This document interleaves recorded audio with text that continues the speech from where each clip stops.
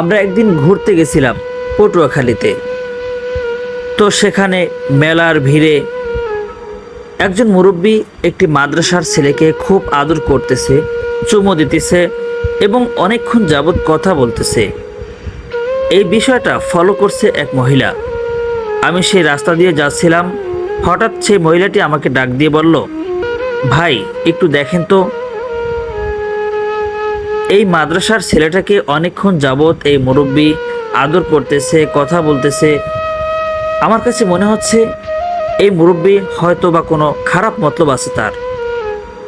তখন আমি খুব নজর করে দেখতেছি, দেখার পর হঠাৎ করে দেখি সেই মুরব্বী তাকে নিয়ে মেলার দিকে যাচ্ছিল। তখন আমি ডাক দিলাম, মুরব্বী দাঁড়ান। তখন সেই মুরব্বী দাঁড়ালো।